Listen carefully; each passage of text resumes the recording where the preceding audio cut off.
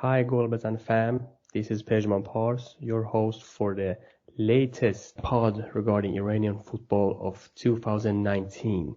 With me, I have my two friends and colleagues, Sina and Arya. What's up, guys? How are you doing?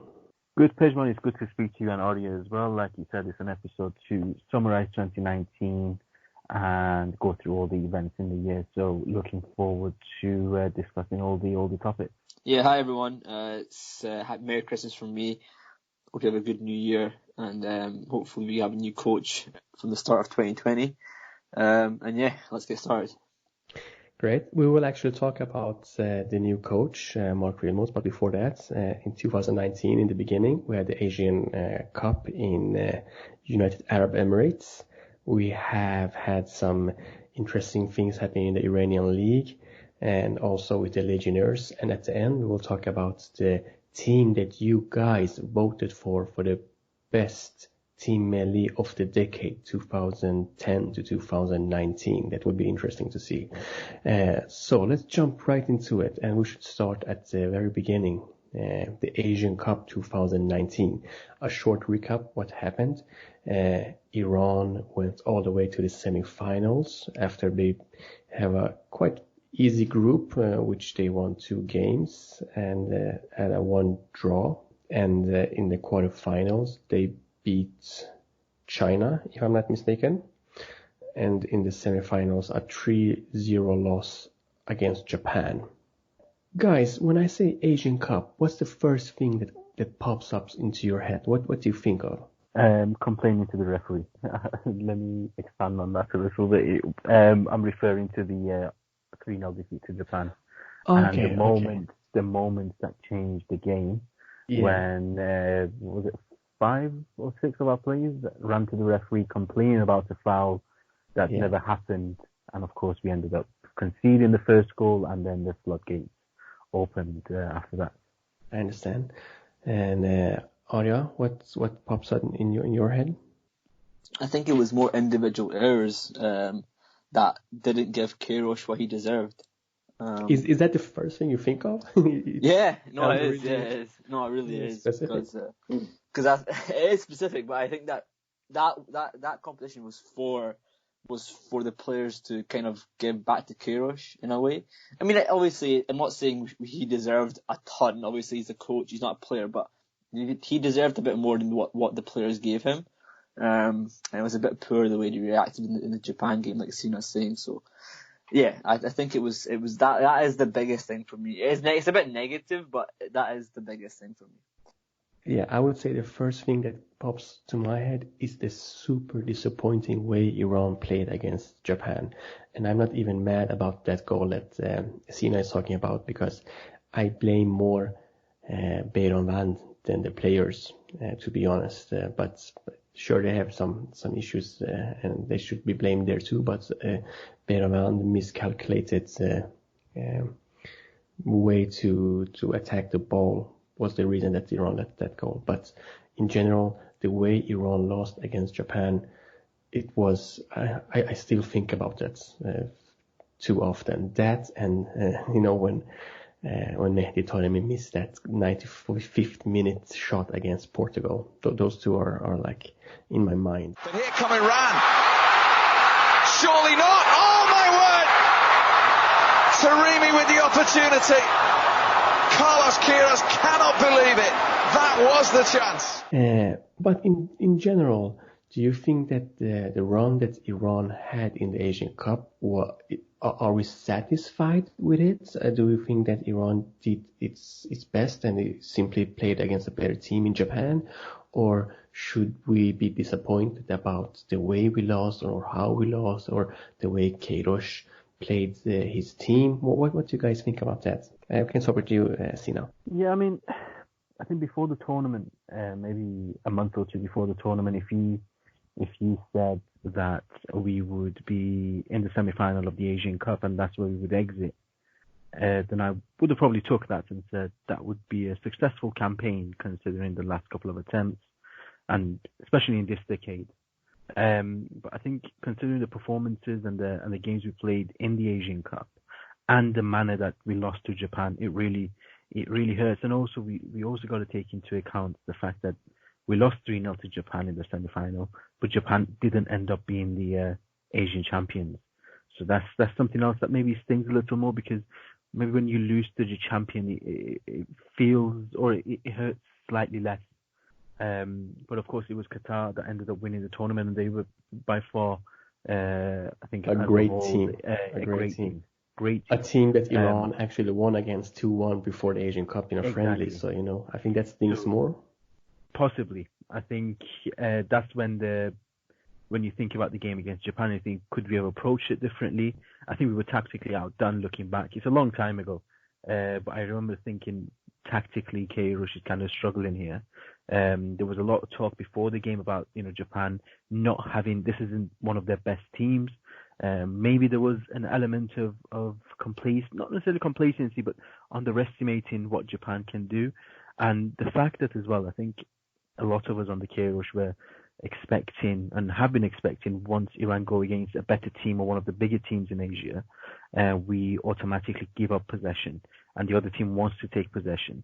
Whereas this wasn't the case this time. Japan was happy to sit back, happy to give up possession, happy to see what Iran can do on the ball. And I think that's where we failed a little bit, because if that wasn't the case, and if we were going up against a team that, let's say the Japan team from 10 years ago, when they wanted to keep a hold of the ball, they want to create, they want to take the front foot, then it could have had a different outcome.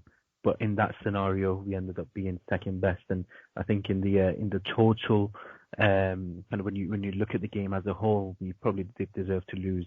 But again, the manner of the defeat itself, it still hurts. Arya, do you want to add anything to that, or anything special you want to say about Asian Cup in general? It doesn't need to be the Japan game. Yeah, I think particularly in the Asian Cup, we kind of, if you go before the Asian Cup, particularly with Queiroz, one of the things that our team had, especially in the World Cups 2014 and 2018, was our game management skills. Collectively were really good. We were able to manage games to the way, we were able to do quite well for the majority of the matches. Against Argentina, we managed the game quite well. 90 minutes, Messi scores a goal, nothing you can do about that. Against Spain and Portugal, I thought we played really well collectively.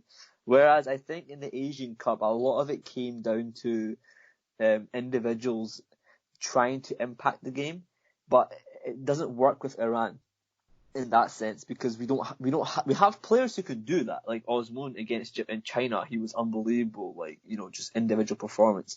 But when it comes against Japan and South Korea and these kind of teams, you have to be collectively ready for anything that they bring. And then obviously Sina's saying that they played very defensively on the back foot, and we weren't ready for that. We were basically just trying to go and score goals against Japan and win the game, which didn't work. We didn't even score a goal. So I think the game management was a real issue for us in the Asian Cup.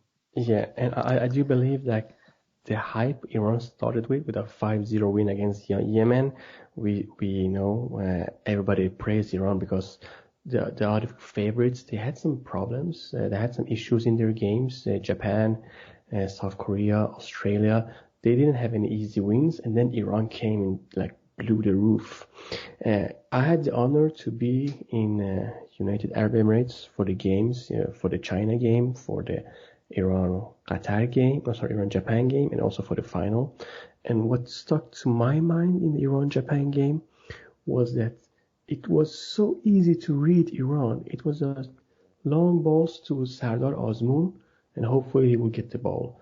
And Japanese players, they read that so easily. So they always had two players marking him, not letting him breathe, do anything. And after a while, they could just counterattack. And I actually asked their captain, Maya Yoshida, if that was a game plan. And he said we know that they want to find Azmoun, so we just make sure that he didn't get the ball. And that was so frustrating that Iran was so easily read, and we didn't have a plan B. So I have a hard time forgiving Queiroz for that special game. Let's move on. And also a big congratulations to Qatar, the way they played the entire Asian Cup and in the final. They were really amazing, and they have great talents, and hopefully we will see them in 2022. First we were worried that they will embarrass Asia because they have never qualified for the World Cup, but the way they played, I don't think that we should be that worried. Maybe we should be worried about our next topic, Iran maybe not even qualifying to the World Cup 2022. And the reason for that is that we have done something unique, losing two games after each other in the qualifiers, which have never happened. First a loss against Iraq, and then against Bahrain in Manama, which Iran, to be honest, always had problems in Manama, and then a loss against Iraq at a late goal by the Iraqis sealed the victory. A really happy and joyous moment for the Iraqis, and a tough moment for Iran, all of a sudden going back to the Persian words agar and amma, what if, and also depending on other results for qualifying. Sina and Arya, I give this question like an open question here.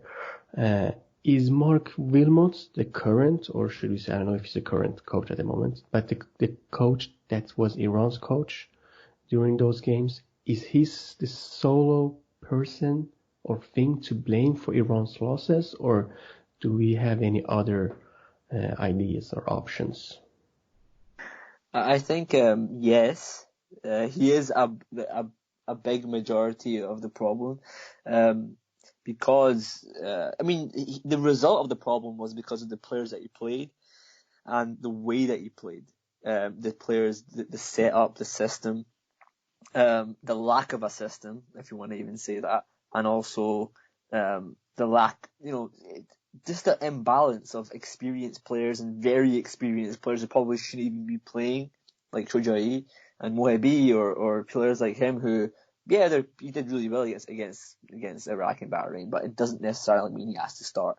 And I think the imbalance of that with no real tactic, no real system, it kind of ruined the team's flow in those games. And it is his fault. It is his fault. I can't blame, for example, Bayron Van not making a save, on a penalty.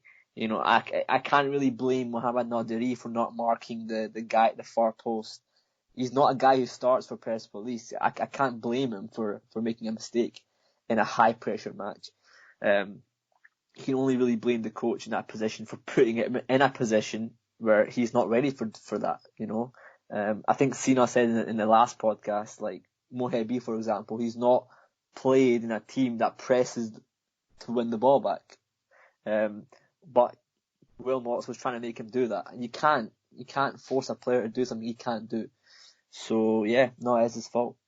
Sina, you have been praised by Arya as usual because you're the guy to listen to.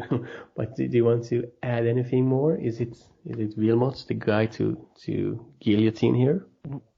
Wilmot is the man to blame here, but what we need to think about is what caused Wilmots to be in the first place. Arya is absolutely right. You can't blame the players for being asked to do things that they haven't done previously. It's not, you don't just go to a player and say press. That's not how it works. You train on the training ground. You have discussions. You come up with plans. You analyze the opposition, and then on the match day, you manage to actually put that into action. Now, what I meant by that when I said we need to kind of look at how Wilmot ended up in that position is majority of the blame here lies with the people who brought Wilmot in to do that role in the first place. Now, we had a podcast and we discussed this. We discussed the idea of Wilmot's coming in, and most of us agreed that this guy is not a good coach. Now, if you're in the federation, all you need to do is simply do a bit of research. You don't necessarily have to interview the guy to find out about his credentials, about what he's done previously, and a look at his resume will be enough. And I think the fact that we were put in a position where we were expecting a manager who's not really done anything of note in his managerial career or coaching career to suddenly pick this team up and turn it from Asian semi-finalists into something even bigger, I think was a huge ask. And I think those people are now being held responsible, which I think is a little too late after millions of dollars have been kind of wasted on this but Sina and celebrity project, I would call it. Oof. But Sina, Arya, are we not still underestimating Bahrain and Iraq, teams that Iran always have a hard time playing against in their home field? But were they actually that good against us? Like, I don't really think they were. I mean, they didn't do that much. Like, Iraq was okay. They created chances. Yes, they scored 2 goals, but it wasn't as if they played us off the park. Like, we were still good, like, in terms of some things. Like, we did score a goal against Iraq. We did some things okay, but there were, like, it wasn't a collective, effort, in my opinion, because of Wilmots. And, I think you can praise Iraq and Bahrain, but not so much. I think we are underestimating Bahrain in particular.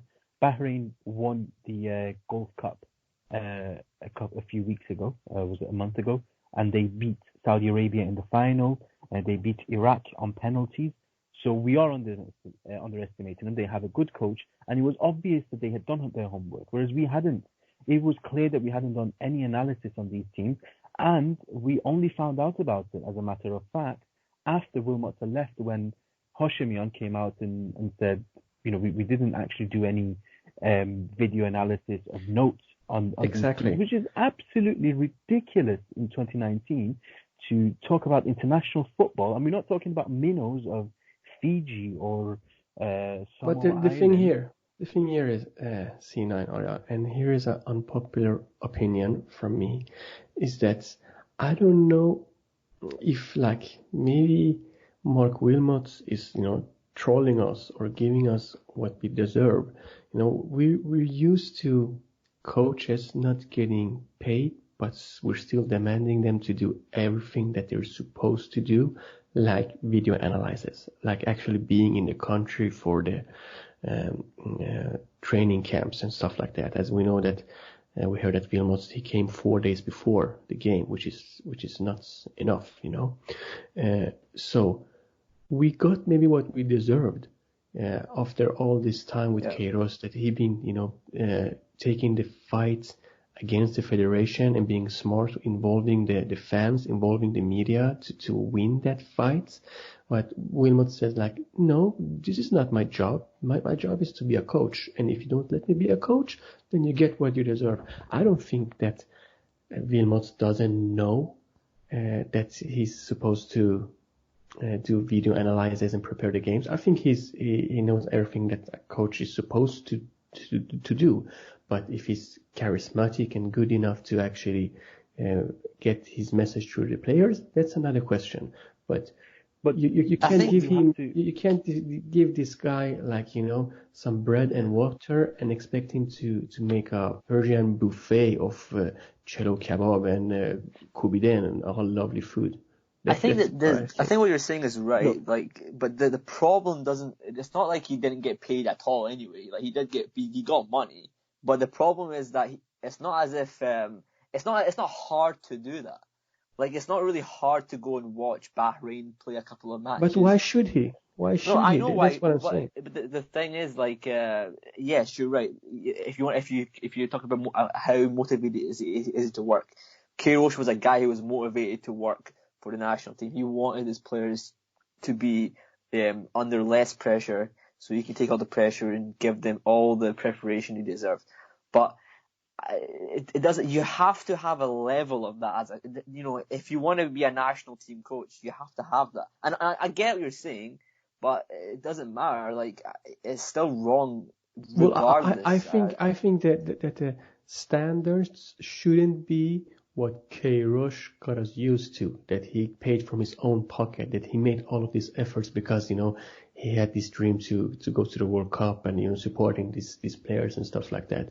That shouldn't be the standard, the requirement. It should be much, much, much lower. It should be like all the teams in the Persian Gulf, the Arab teams. Look how they're doing with their coaches. Even if they're playing, like they're changing coach like every 6 months, the coaches, they get all the resources and the facilities and the things that they want and they need. But if their federation doesn't have the patience, that's another question. But the Wilmots question, I think that's something that we should talk about more in 2020. So let's give your final words, short, Sina, and then we move on. I'm just going to break it down into two things. So you look back to, was it February or end of January when Queiroz left? So let's go back to then and let's just have a think about the situation at that time. It was absolutely toxic. So Federation has had massive issues with Queiroz for different reasons. They are saying that this guy is getting paid a lot of money for not doing a work that we expect of him. So he goes, what's the Federation and the Sports Ministry's plan? So they're thinking, we're going to get a big guy in to show that we can actually afford and our football is good enough to bring the best names to Iranian football. And then on top of that, what we're going to do, in order to avoid the issues that we had with Queiroz, we will add these clauses in his contract to ensure that he's limited on what he can do and what he can say against us, so that we are in a position of conflict. Now, take that into consideration. This is a dream job for anyone to come in, get paid a lot of money for doing absolutely nothing, and for doing absolutely nothing when no one expects him to do anything, because the Federation are asking him, right, you're not doing any interviews against us, your demands will be to a minimum, you'll work with what we've given you, and you'll only turn up to matches for match days. You do the job, you go home, you get paid. That's it. Now, why would, I think it was you, Pezhman, who said that. Why would he go out of his way? What's the need? It's in his contract that he shouldn't do anything extra. He's not going to he's been asked not to overlook the under-23s, not to meddle in anything else other than results on the pitch. Now, he's obviously not good enough to take care of results on the pitch anyway, but the fact that the Federation have put in this clause in his contract and have specifically asked him not to do anything extra is even more ridiculous. So they are put in a position automatically where it's set for failure, and the manager won't be held responsible because he's done everything they've asked him to do. So, and then we end up where we are now, where we've paid $3 million to a manager who's really been with us for 3 or 4 months, and it could end up being worse because he's, from what I heard, he's complained to FIFA as well. I think for breach of contract, which means we could possibly end up paying him even more. Okay, Sina, thank you for those words. As usual, nothing is easy with Iranian football, the Iranian Football Federation, and being a fan of Team Melli, and that's why we love it. So we'll be talking about the Asian Cup, the most memorable moments that we have, some impact that Carlos Queiroz had on the team. Very shortly, do we have a player from the Asian Cup that you think was, stood out in a positive or maybe even negative way? I guess that I know what Arya will be saying, but let us hear it. There was actually. On a positive note, without a doubt, I thought Sadar Osman was fantastic for us. I think he, up until the Japan game where he was, it was 2 against 1 every single minute of the game. Up till then, I think he was fantastic. I think he did well to get us through to the semi-finals. And I was impressed with him. I think that's really where I think his best performances for Team Melli came out. On a negative note, I would say Majid Hosseini was pretty bad in the Asian Cup, and I think that was a big shock for him actually, because of the level of that he played against in the World Cup against Spain and Portugal, and then he came down in the Asian Cup to play against lower level opposition and didn't really play as well. But the thing was the system that we played was much more different, and in the World Cup we played a more of a systematic approach where we're going to play like this all through the World Cup, whereas in the Asian Cup it kind of changed match to match. So no, it was tough for him, but hopefully it comes back. Fair. Okay. Sina, any influential player? Dejaga for me. I thought he was spectacular. Back to his best. It was great watching him. Obviously, he lost pace down the years, but the way he controlled the majority of the game for us, it was great to see, and I was really happy for him as well because he's had a lot of injury problems. But again, it was great to see him perform the way he did in the Asian Cup. Yeah, great. Let's move on to the Iranian Premier League, Iranian Pro League, I believe it's called, Persian Gulf Cup, a league with many names, Ligue Bartar in Iran as well. What sticks out for me in the Iranian league is, of course, we should always talk about the big teams, Persepolis and Esteghlal, and maybe we have Sepahan, we have Taraktor as well. But something that I keep seeing year after year in the Iranian league is that there is not a single dominant team anymore. Like up to, let's say, 4 or 5 weeks before the end of the league, you have, up to 4, even 5 teams that can win the gold medal, become the champions. Is it a strength or a weakness in the Iranian league that we have this tough competition? What do you say, Sina? I personally think it's always good to have competition. I think the way Persepolis has dominated in the last few years, they have, in my eyes, been rightly the best team in the league. They've had consistency. They've had the same manager. The backbone of the squad has been similar. So it just helps. Whereas, of course, with Iranian football and clubs in general, you get a lot of managerial changes. You get a lot of transfers. All the kind of the changes in the squad on a season-to-season basis is huge. So Persepolis managed to keep the same squad, lose a few players to Europe, but replace them well. And I think that was the key to their dominance. This season, as you said, hasn't been the case. I think Persepolis with a new manager, of course, Dr. Saudi spending big again. Shahr Khodro, which is Paddy there, just rebranded. They were the surprise for majority of this season, although they kind of slowed down in the last few weeks. But I think it's really good that we have competition. I think it can help for our performances in Asia as well. Of course, Persepolis has been the one that's been doing well in Asia in the last few years, but I think we could do with more than just one team in each season, kind of stepping up in Asia. So hopefully, although the groups have been difficult for this year, but fingers crossed, we might see a couple of teams put in a few surprises in Asia as well. Yeah, just to let you guys know, at the moment, after 16 played games, half of the season, we have Persepolis first place with 34 points, and then we have Shahr Khodro on 6th place with 28 points. That's only 6 points between them, and that's because it's a small gap between Persepolis number 1 and Sepahan number 2, 31. So Shahr Khodro with 28 points, if they manage to win their next game, they will move up from 6th place to 2nd place, and that's how tight the competition is up there. The other teams are Taraktor, who had some difficulties and changed their managers, up 30 points, number 3. Sanat Naft Abadan, 30 points, number 4. Esteghlal, 5th place with 29 points. And as we said, Shahr Khodro, number 6, 28 points. Arya, you are a Esteghlal fan, and I don't think you or anybody. No, I'm not. No, I'm not an Esteghlal. What? No. Have I been mistaken all my life? I don't support any Iranian team. Main reason is because like you're saying, the consistency in the league is ridiculous. But teams do you need consistency to support the team?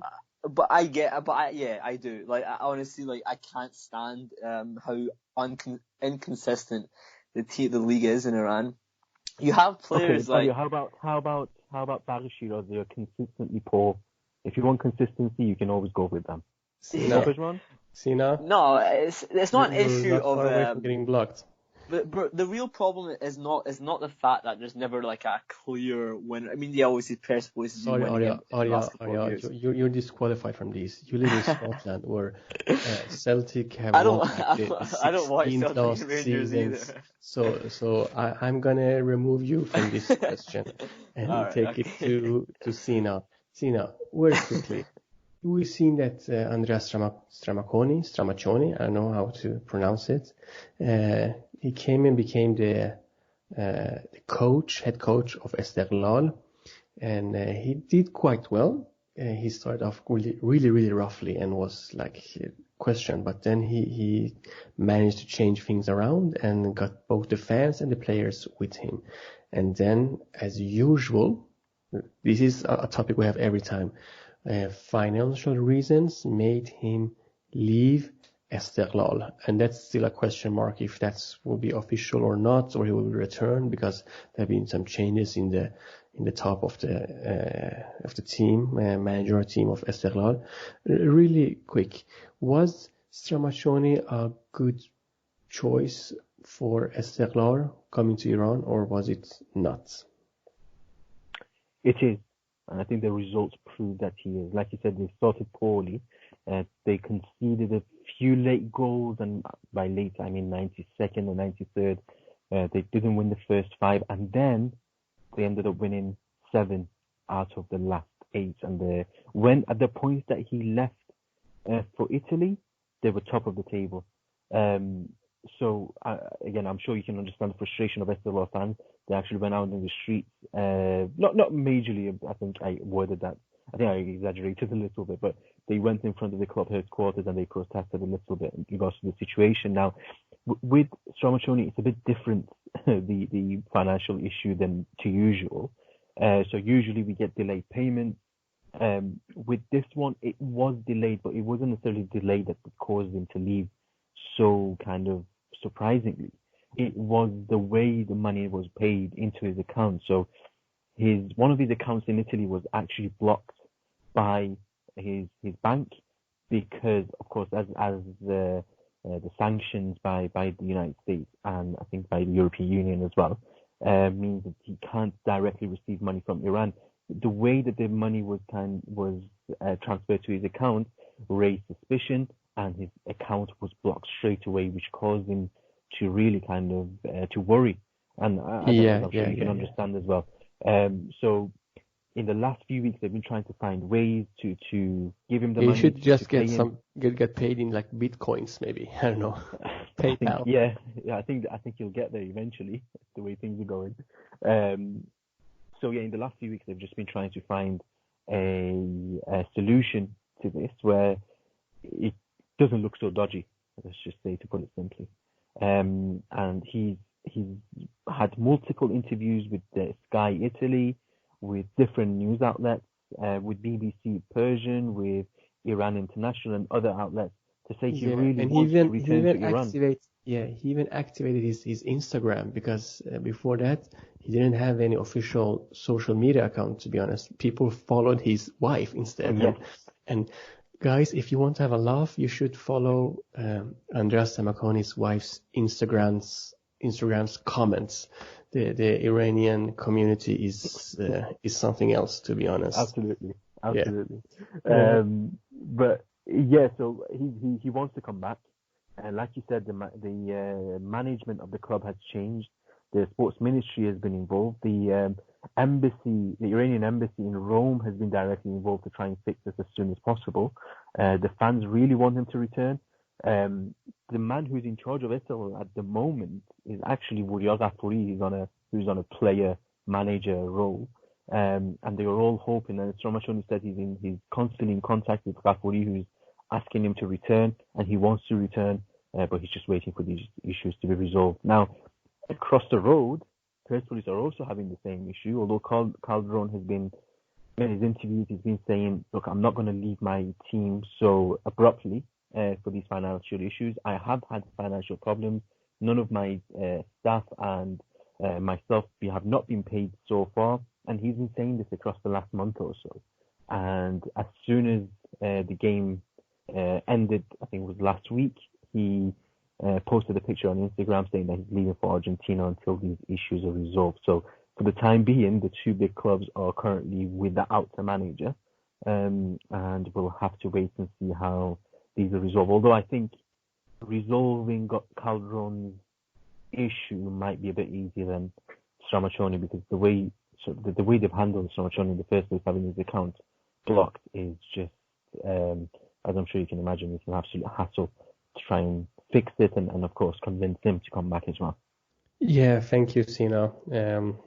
It's interesting to see how it goes. I hope to myself that he will return. I think he was something special for the Iranian league, although it's not a super name, but it's still interesting to get these international profiles to Iran, getting some buzz, making Iranian football great again. Okay, let's continue, guys, for our final topic, and my favorite, to be honest, the Legionnaires in Europe. We have had after a couple of really good seasons for Iranians, like Alireza Jahanbakhsh 2 seasons ago, becoming first Iranian to win the top goal scoring in a European country, scoring I think 23 goals for us at Alkmaar in the Eredivisie in the Netherlands. We had Karim Ansarifard doing great in Olympiacos. We had Kaveh Rezai doing great in Charleroi, and for having a last season was a bit rough for these players. Let's take, for example, Jahanbakhsh in Brighton. He didn't score any goals. I don't think he even made an assist. And now we don't need to talk about why it didn't happen, because I think we can all agree that he played in positions that he wasn't used to, and also the Premier League is much, much, much harder to get results in than in the Dutch league. Yeah. And we should also talk about Karim Ansarifard not getting enough play time in Nottingham Forest, having some issues there. Kaveh Rezai making should we say a mistake, moving to Club Brugge, not being able to do anything there. Now I've returned to Charleroi and being the old Kaveh Rezai that we know. So very quickly, this season we have a lot of Legionnaires out there, and it's really something that we can enjoy. The country that we have most players in is actually in Belgium. We have Omid Ebrahimi and Said Ezzatollahi in Eupen. Sorry about the pronunciation. We have Kaveh Rezai and Ali Qolizadeh in Charleroi, and actually we have the third player, Younes Delfi, in that same club, which is right now injured. We have in Turkey, in Trabzonspor, Majid Hosseini doing wonders with that team. They're fighting for Champions League spots and actually might even win the league, or at least become top 3. We have in Portugal Amir Abezadeh back in goal in Maritimo. We have Mehdi Taremi, like he scored, was it 4 goals in his first game or something like that, for Rio Ave, doing really great. We have Milad Mohammadi, his brother Mehdad Mohammadi in Aves. Club is really struggling in the bottom, but he's doing good, and he's actually scoring goals, taking penalties, and getting a lot of playing time. And as I said, Milad Mohammadi as well, he's playing in Ghent in Belgium, a top team that he's getting. He's more like a rotation player, to be honest, than getting a full play time. And we have Saman Rodous that have been suspended in Amiens, that just returning now in France. And I'm sure I maybe missed 1 or 2 players here, but the only 2 you've missed are Moharami, and you've missed Jahanbakhsh. Yeah, of course, yeah, and Osman.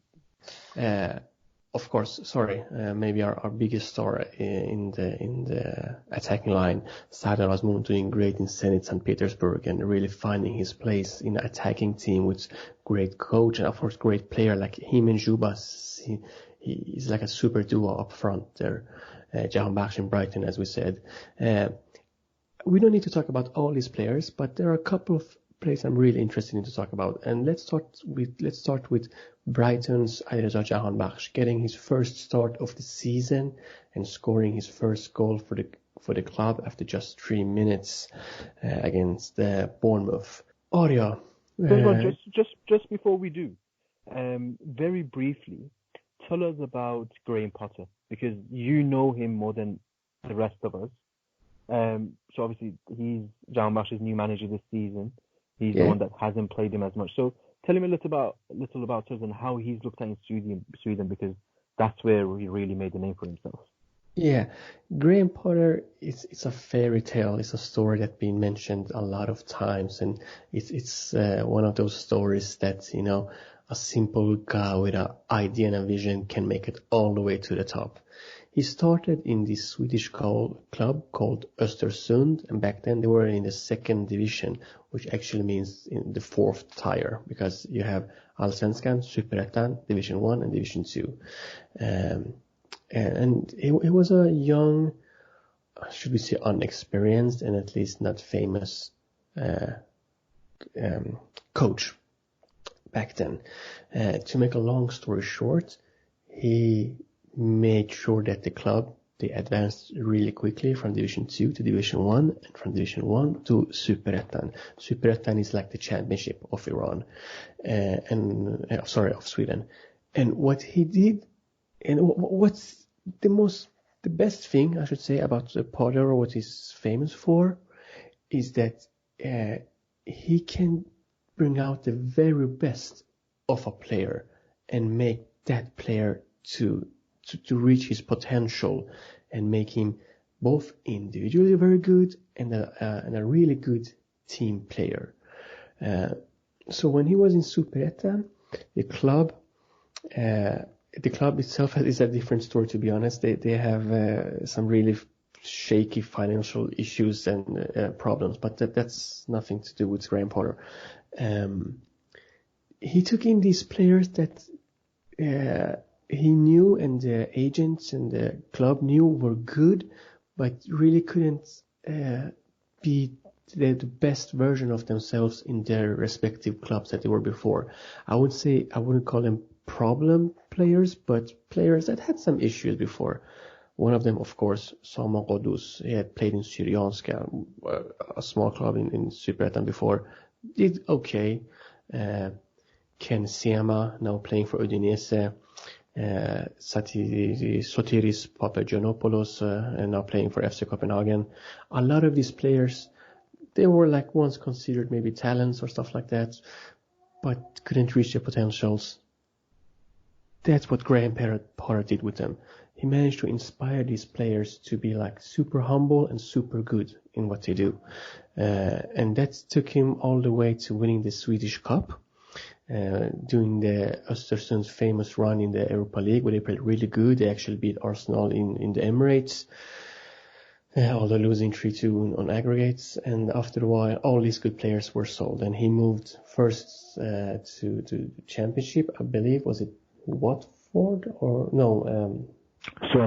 Swansea, yeah. He did an okay season, and this year he came to Brighton.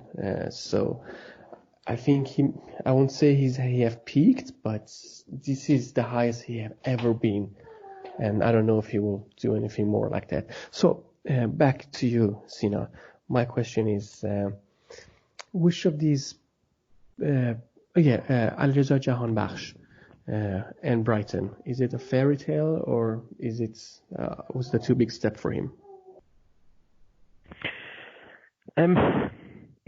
It's difficult to say this a few days after he scored his first goal, which was, I think, a relief for him more than anyone, but a relief for the rest of us as well, because we've watched him develop into the player that he is, and he became in Azad Alkmaar. His personality he's a role model for all of the young talents in Iran who want to move to Europe. His attitude, his work ethic, and of course he's very talented as well.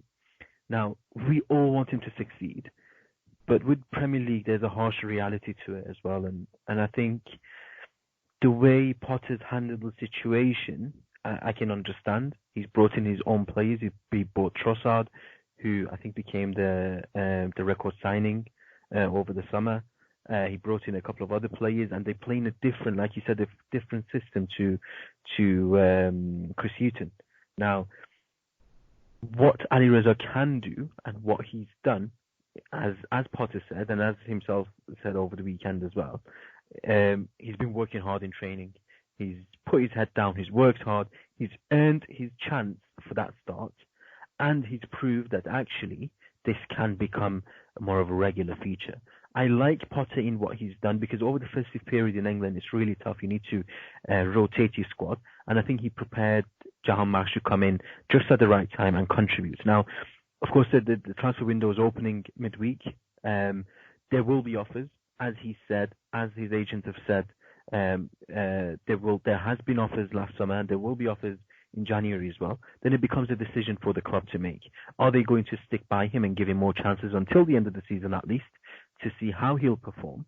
Or are they going to say, actually, maybe go out on loan, back to Holland possibly, or Germany or other countries, to see how you can perform at the highest level? But I think at the moment he lacks a bit of confidence, which is understandable. Yeah. But the performance against Bournemouth was very good, and I think he's earned himself another chance, or another few chances, to show what he can do. And fingers crossed, he'll be able to show his talent and show that he can be a part of the squad on a more regular basis.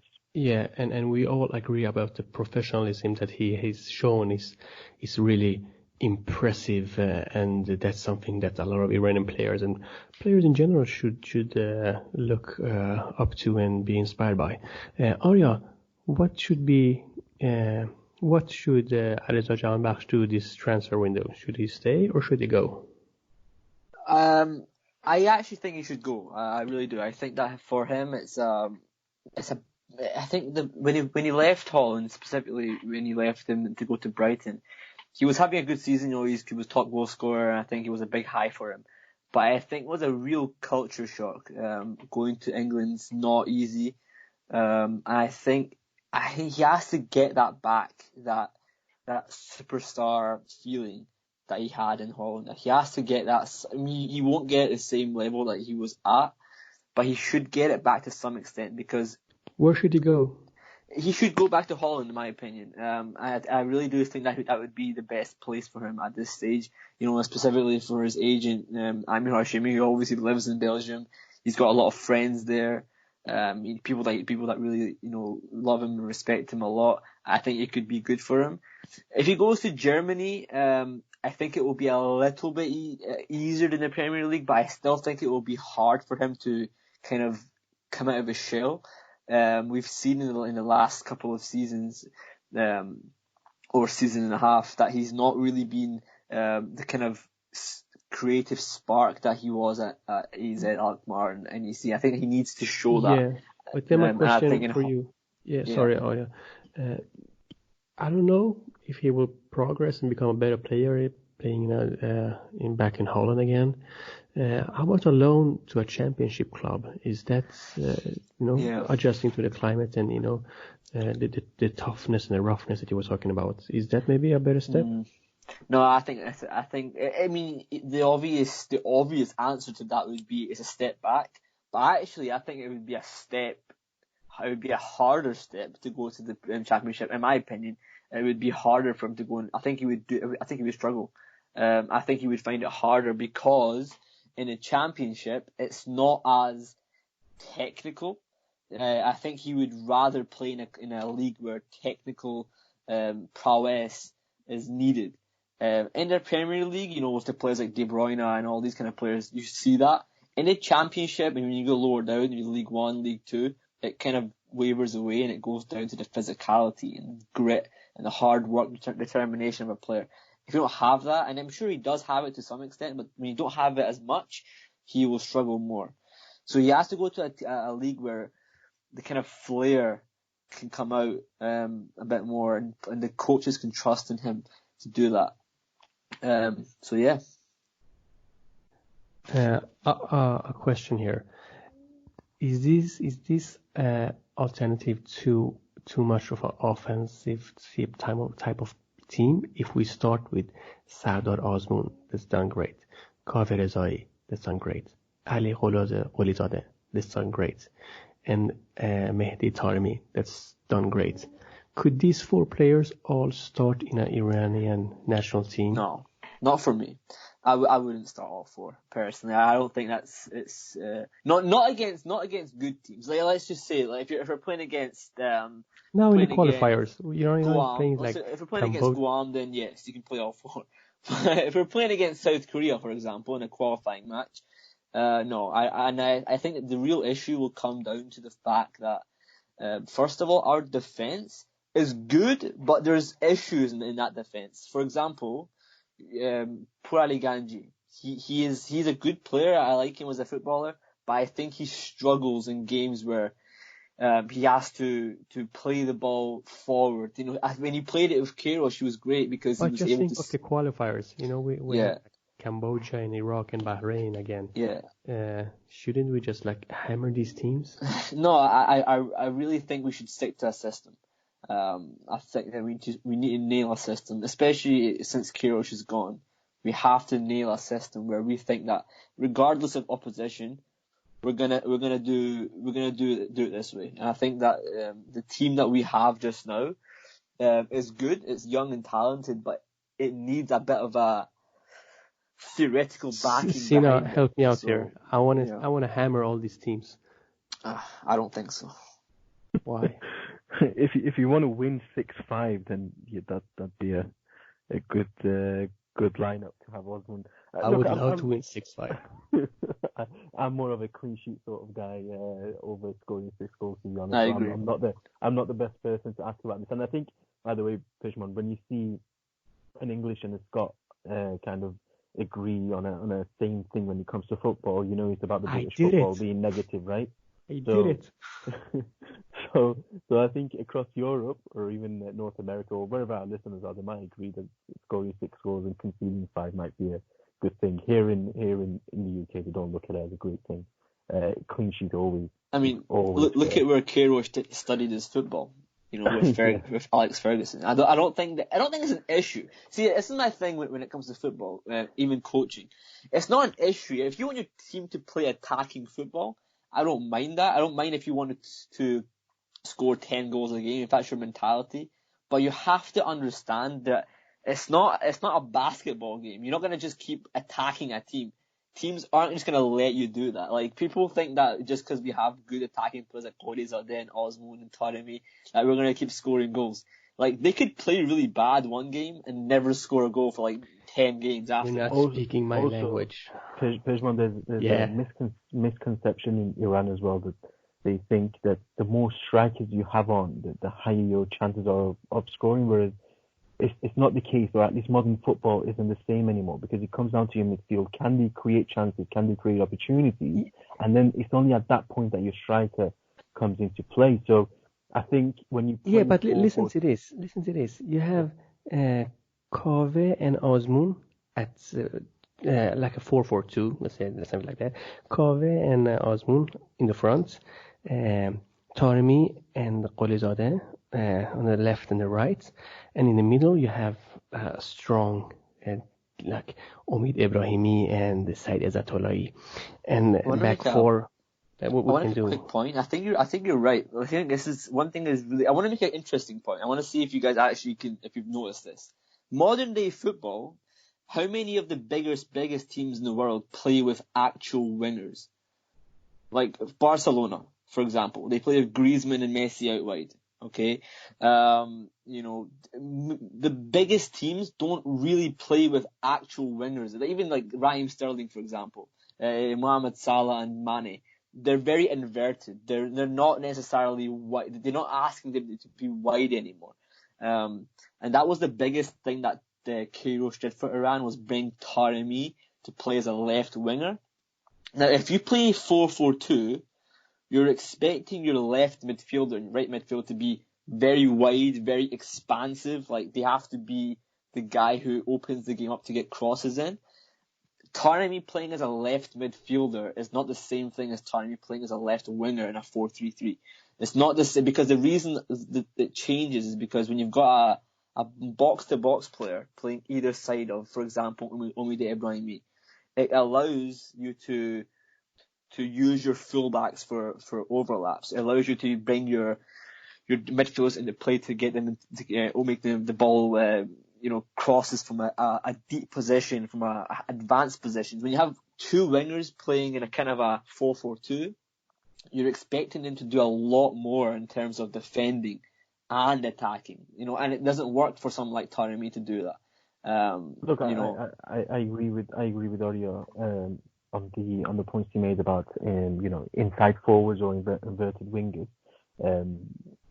But also what we look at is you still technically play with one centre forward. And also another thing is, Pezhman, that just because you have good strike options or good attacking options doesn't necessarily mean you always need to have all of them on the pitch at the same time. Of course.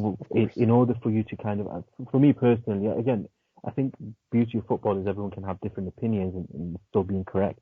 With me personally, I'd rather have different options for different games. So rather than playing Osman, Jahanbakhsh, Rezai, Gholizadeh all at the same time every game, why not rotate it based on the opposition? You're playing the counter-attacking game? Okay, you can play with Osman, you can go long. He'll always be there. He'll always put the challenges in. He'll put the shift in defensively. Are you going into a game that you're going to be more possession-based? Play Rezai. He has good link-up play. He gets involved. He drops deep. He can bring your wingers, your inside forwards into play. So I think the challenge always was after Queiroz to bring in a manager who can make the most out of these attacking options. Doesn't necessarily mean. Obviously, I'm sure you know it as well. You're just playing the devil's advocate here. Maybe doesn't necessarily mean you would have all of them on the pitch at the same time, but it's about making the most out of it depending on the situation and analysing the opposition correctly and using your resources. Yeah. Guys, is there any other legionnaire that you want to discuss, or if not, we can move on. So just shortly, any other one that you want to bring up that's worth mentioning for 2019? No, not really. I think everyone's done okay so far. Obviously the disappointing part is Jahanbakhsh's kind of bad start to the season, and then Izzatullah, he's not really played at all. Everyone else has been fine. I think, you look at Majid Hosseini, Sadegh Mahrami in the defensive phase of the play, they've been quite good. We're getting Europa League now, Champions League appearances. Everyone's been okay. I think everyone's done all right. I'd love to see more in 2020. But for now, it's good. You have Mohamadi in Portugal scoring 5 goals, whatever amount of assists. And it's good. It's a good start to the season. Just a quick point as well on this before we move on. Very briefly, I know we talked about players that are already in Europe, but one player possibly to look at as someone who could move to Europe is Mehdi Ghaidi, who plays in... That was actually my next question. Who will be the next legionnaire? So we have Mehdi Ghaidi in... Why should he come to Europe? So it's not necessarily why. He's a good player. He's young. He's talented. I think questions are there about his attitude.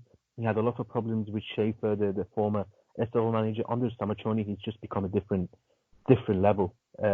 He's probably one of the best players in the Iranian league now. I think he's only 19, 20. There has been rumours of a move to Europe. I didn't take him seriously until Samachoni was actually given an interview to one of the Italian media outlets, and he said that he was talking about his influence on Ghaidi, and he said that influence that I've had on him has caused Fulham to approach Esteghlal with an offer, and that they are interested in taking Ghaidi. So I'm not sure if the Fulham move necessarily will happen, but the fact that he's raised interest in Europe is a good sign. He's a good player. If you haven't watched him, look him up. I'm not saying he's going to be the next best thing. Here's the but, Sina. He's actually 21 years old, so I believe that his past like that that age, or for the rule for becoming a young player that necessarily doesn't need to have any national team caps, for playing for Fulham at least, because getting a work permit in the UK for Iranian players is quite tough. Yes, but I think the rules have changed recently where it depends on your salary as well. I think the minimum that he has to take will be £8,000 per week, which is, I think, something that he would definitely be taking if he's moving to a top half championship team. And it doesn't necessarily mean he has to be the best player there to earn that. So it's possible. I'm not saying Fulham will happen, but I think a move to Europe could be on the cards. But again, like you said, it depends on so many different factors. But again, he's one of the names that we could possibly see in Europe in 2020. Great. Arya, do you have any special player you want to mention? No, I think the only guy who I would like to see go in Europe, maybe a bit old now, is Nurullahi.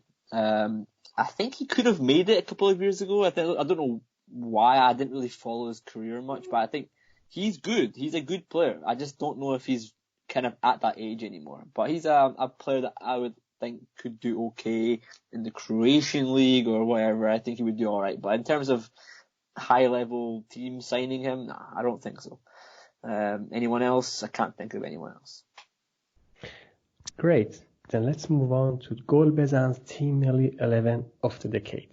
We put out this question or the polls about which players they want you guys voted for, that one that you decide should be the best player of the decade for Iran. So I'm gonna read them up now. In goal, Alireza Behramvand, the guy with the long throws, plays for Persepolis. Back four. On the left, we have Milad Mohammadi. On the right, we have Ramin Rezaian. In the middle, we have Pur Ali Ganji and Jalal Hosseini. And what's interesting is that out of these players, 3 out of 4 are still active in the defense. So I don't know if we're forgetting about what happened in 2010 to 19, or we're just thinking about how good these players actually played these couple of last years. Who knows? The 4 midfielders from the left, we have Taremi. Right, we have Ashkanejare. In the middle, we have Nekunam and Teimourian. Nekunam and Teimourian, 2 super interesting players that did wonders with the national team. Nekunam, most capped player ever. Teimourian, a fan favorite who did really good and was part of the 2006 World Cup squad as well, just as Nekunam. And up front, we have Sardar Azmoun and Reza Ghoshanejad. And Reza Ghoshanejad came in maybe for his famous goal against South Korea. And he also scored a goal in the World Cup against Bosnia-Herzegovina. And he was a decent player that's maybe got a bit frustrated at didn't get any playtime in the World Cup 2018. But in general, he made an impact in Iran. Just shortly, guys, is there any of these players that you think shouldn't be in the list at all? In that case, who and why? We start with Arya. At all? I mean, not really. I mean, the argument for left back was on Twitter. Everyone was saying Housafi and Milad Mohammadi was quite close. The voting was quite close between them two. I think the main reason is obviously Housafi's got like 110 caps. But if you look at it from an actual perspective of left back, I don't think that Housafi's been better than Milad Mohammadi over the last 5, 6, 7 years. Obviously Milad's only been around for a couple of years, but I think Milad Mohammadi is probably still not our best left back. For me, I actually voted for Pouladi to be left back. And yeah, I really think he was in his prime years in the World Cup. I think he was probably the best left back we had. So yeah, I would have put Pouladi instead of Milad Mohammadi. Yeah, great. Sina, do you have any player you want to talk about? I think 2 special mentions need to be given. One to Housafi, I think the level of disrespect he's been getting, 2019 actually in particular, because again, he's had a couple of poor performances against Bahrain. He was horrible. He wasn't having the best time against Iraq either. But to question him as a player and the services given to the national team, I think it's a bit embarrassing. He's a player that I really like. I think he's always been available. He's been asked to play in so many different positions. He's not even 30, and he's got 109 caps, and he will break Nick Unam's 151, something like that, possibly, right? Possibly, yeah. If he's not injured and keeps playing. Yes. Yeah. And I think the second player has to be Masri Shujai. Again, he's not the player he used to be. Another one who had a terrible time against Iraq. But we're talking about a guy who's been around since 2006. He was a major part of almost every single squad on the Kairos. He was a great leader. He was very influential in the team. And whenever he was asked to play, apart from maybe a couple of occasions against Saudi Arabia in 2010, over the 2009 in particular, and of course against Iraq, other than them, he's been good. He's given us good service. And again, we can't disrespect him because he's been asked to play for the national team at the age of, 36, 35. So I think we need to respect these guys for what they've done for Iraq. Yeah, so maybe we should have like a bench with like substitutes, 4 or 5 players there as well, so not like honorable mentions or something like that. Guys, it's time for our Twitter questions. So let me go to our Golbezan account. If you are not following that yet, please do so. We'll be glad. It's at Golbezan on Twitter, where we are most active. So I'm at the page now. Okay. I will ask the questions and you guys will help me answer them. Our first is from our dear friend Yavi SFI is his tag. He's asking, now that my favorite Iranian player, Alireza Jahanbakhsh, is off the mark with a goal, can we see Graham Potter playing him more often? We have touched this subject, but maybe not this specific question. Will he get more playing time from Graham Potter? Sina? As I said earlier, I do hope so. I think he was, not that he was forced, but he was kind of preparing for the festive period because there's so many games in such a short space of time. To rotate the squad and give Jahanbakhsh a chance. Jahanbakhsh took his chance. So hopefully, between now and the end of the season, we will see more of Jahanbakhsh, and not just see more of him, but also see similar performances where he gets to impress and even earn more and more chances on the back of them. So again, especially with the FA Cup starting soon as well, there'll be cup games, so there's he'll be forced to make more rotation, more opportunities for him to play. Great. Next question is from Tamoro9. It's a tough question, Arya. He's asking if you just can lay out the scope of the problem we're facing first. He's saying, I'm having trouble even understanding what you're up against. 2 losses, no head coach, no federation chief. What else? What a cluster. Do you think you can answer that shortly, or should we just say welcome to Iranian football? No, look, you're right. It's Iranian football. Like I think the problem with not having an FA now head president, is the fact that we can't really get a coach in. And if we can't get a coach in, then we can't really play football. So, it is a cluster. Something, and hopefully that we can get it sorted. I don't know. I can't comment on the president of the FA. That's his choice. If he wants to bring in Wilmots, he can bring in Wilmots. But we need to bring in. I said on the last podcast, we have to bring someone in who somebody like Stramaccioni, for example. He probably is frustrated. But I think if he was working for a team that was slightly Team Melli-ish, I think he would have been a little bit more content with staying. And I think that if we can bring in someone of his kind of caliber, somebody of his personality, will be better for sure. It has to happen. Branko Ivankovic coming in is not going to help. That will lead us to our next question from Arya 12. Just before we go, just a quick point on the president. So, you know, as you know, Mehdi Taj has resigned. He stated, you know, there's health issues, but there's more than that. I think the health issues are not an excuse, but a kind of, it worked out well for him at the end. There will be inquisitions. He has to go to the parliament and explain what's happened with the Wilmots deal. There's been kind of members of parliament who've requested this, and in the next few weeks we will see Mehdi Taj and possibly the sports minister going on to the parliament to explain what happened, why has so much money left the country for Wilmots for a few months of work. And because of this, and because parliament's getting involved, I wouldn't be surprised to see an Iranian manager being appointed. Again, because they're so concerned of that much money leaving the country, leaving the economy, they'll be kind of looking to appoint an Iranian manager that those funds at least stay in the country rather than going to someone abroad. Yeah. And maybe they ask why all the money left without them, you know, taking a slice for themselves as well. Who knows? Possibly. Okay, next question is from Arya 12 at Persian Wall. He's asking, is Hervé Renard a possibility for him to go from Saudi Arabia to Iran, or could we get Niko Kovac? I can answer that.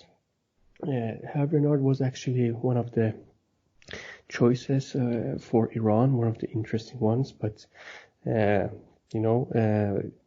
just a couple of weeks or something like that after the Mark Wilmots was appointed, Renard got sacked from Morocco. So if Iran had some more, could wait a bit longer, probably Renard would be the choice.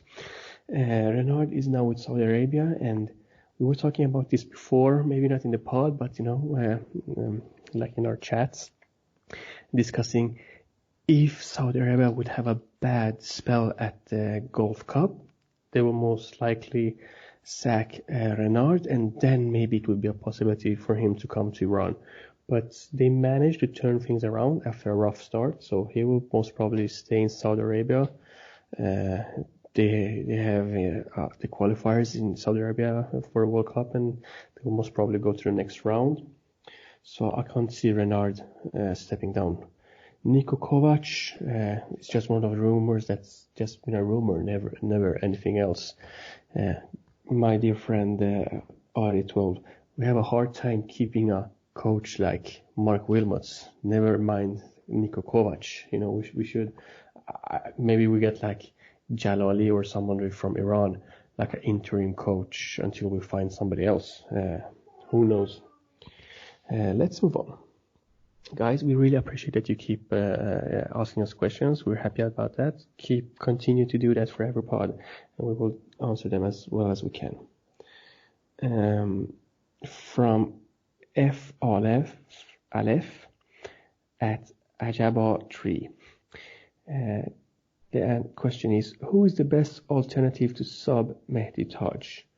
And a couple of more questions or inputs, like impact of sanctions on Team Melli versus mismanagement, the contract issues, the drawbacks of Wilmot's contract. We have talked about that some point.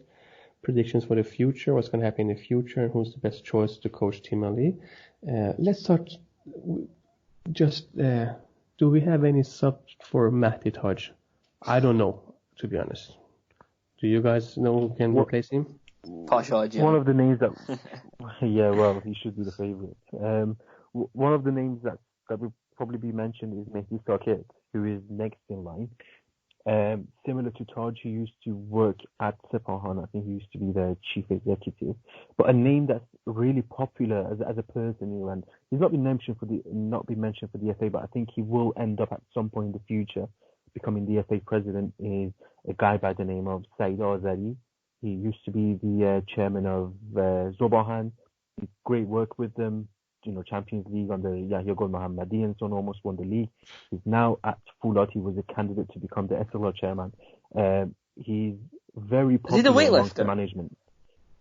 No, is he the weightlifter? No, he's a guy I think he's about 50 years old.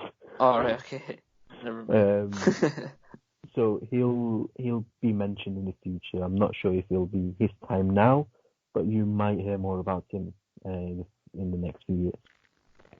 Okay, thank you. Let's continue to other questions. The other topics, we have kind of discussed them, and maybe we'll do some more about it in the future, about what's going to happen and what we think the best coach option and so on.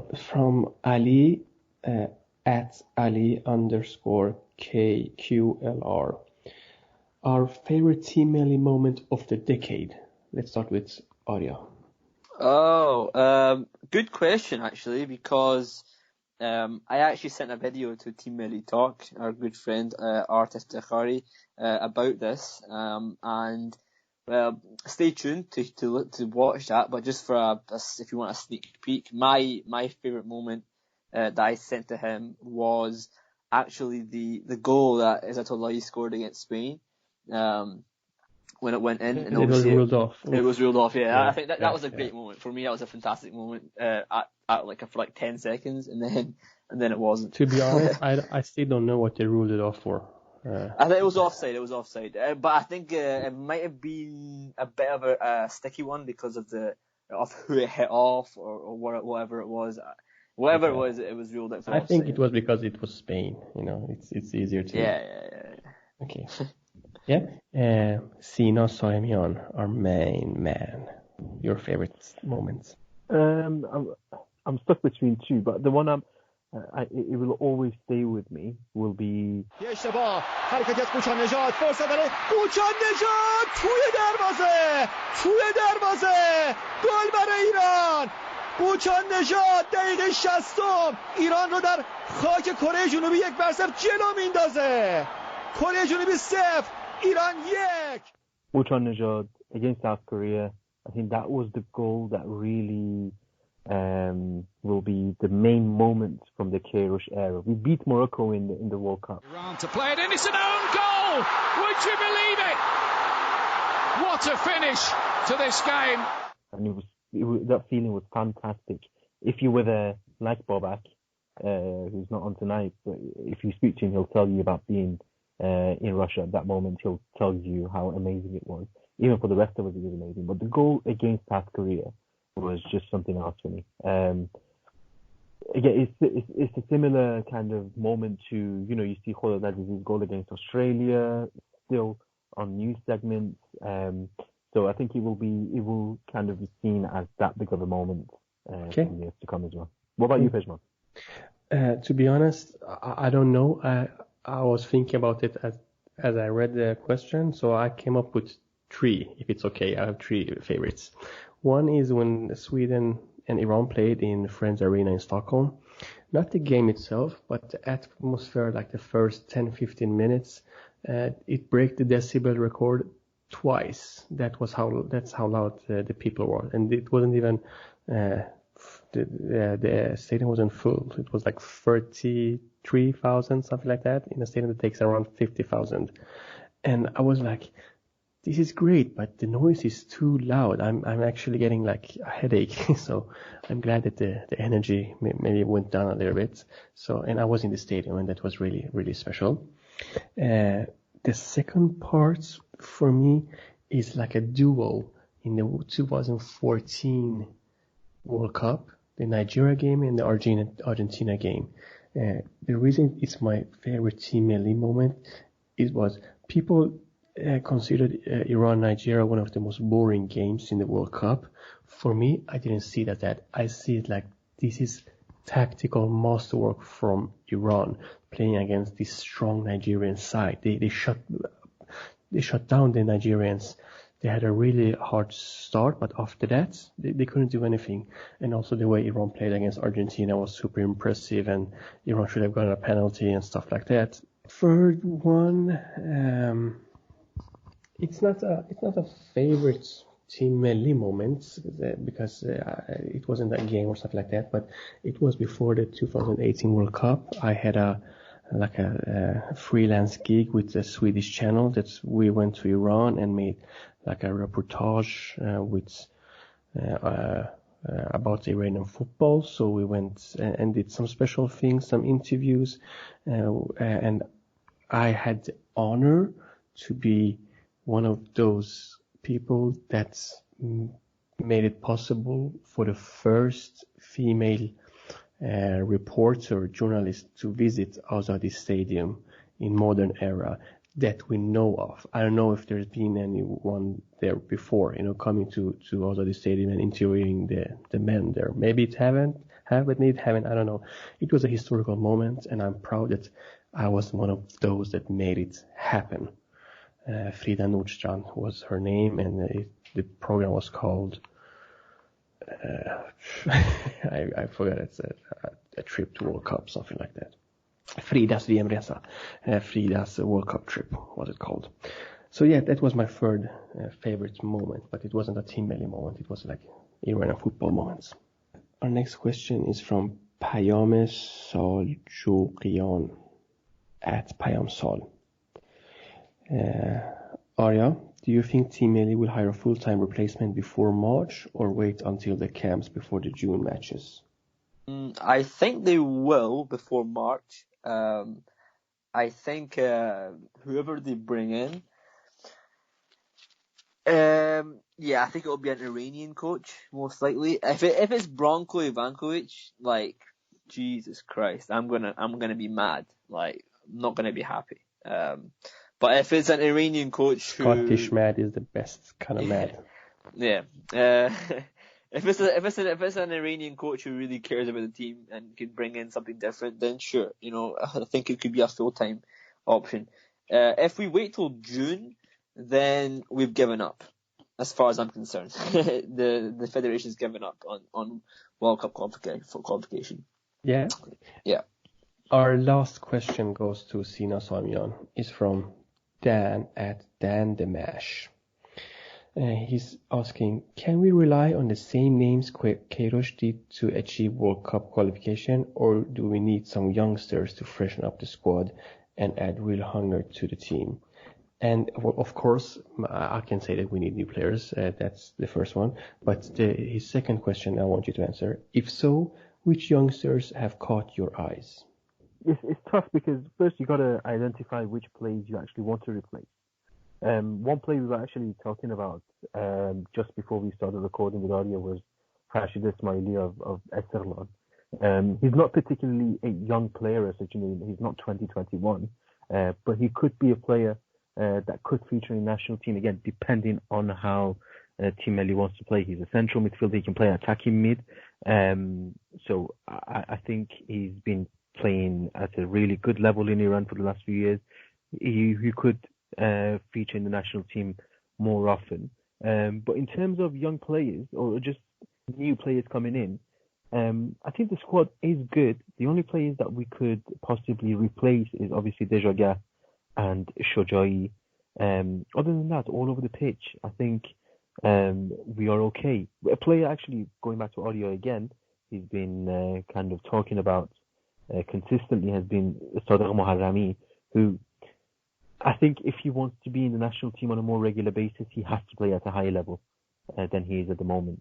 I think he would need to leave Dynamo Zagreb if he's not going to get any game time, leave for another country in Europe. But I think he has what it takes to be our regular right back. Maybe not at this moment in time, but by the end of 2020, depending on his next move, he could be the first choice right back. And I think we do need a new right back, to be honest with you. Rami Rezaeian, he's been slowing down the last couple of years, and of course, the Qatar doesn't necessarily help either. Okay, guys, that was the final words of the final pod of 2019 and the decade itself. It's have been a pleasure for us to giving you this pod. It has been a pleasure for me hosting Sina Samyan and Arya Allahverdi, two of the great panelists of Gol Bezan. I hope you guys enjoyed it. I enjoyed, as always, talking to you. And this time I won't say sorry for it being a bit too long, because we're talking about stuff that takes a long time. We're giving you insights. We're giving you the best views, opinions that people can possibly have. So, of course, it will take time. But we are, as always, very grateful for you guys listening, giving your feedback, following us, giving us everything that you need to say. good words, bad words. We're happy that you like us and we like you as well. Arya, I wish you a Merry Christmas and a Happy New Year. Thank you very much. Thank you very much from Scotland. We will be hoping that you have a good New Year. Likewise to you, Pezhman. And Sina Saimian, also a Happy New Year from me in Stockholm to you guys in Manchester and Glasgow. Are you from Glasgow? Glasgow. And cheers, of course, guys, you too. And Pezhman, let's hope 10 years' time at the end of the next decade, we'll be here talking about the same thing. And who knows, you might have been replaced by a younger generation. Maybe your daughters will be taking on the new spot, giving their insights on Iranian football. Who knows? And to all of our listeners, by the time you'll be listening to this, maybe it's already year 2020 where you are. Happy New Year. Let's hope that your 2020 will be the absolute best that you can possibly imagine. Okay, guys? From us to you, Happy New Year, and see you guys very soon in a new episode of Golbezan Podcast. Cheers. Hi, this is Kat, and you're listening to Golbezan, and I hope you continue listening to their amazing podcast. Thank you all for the support. Love you, Golbezan.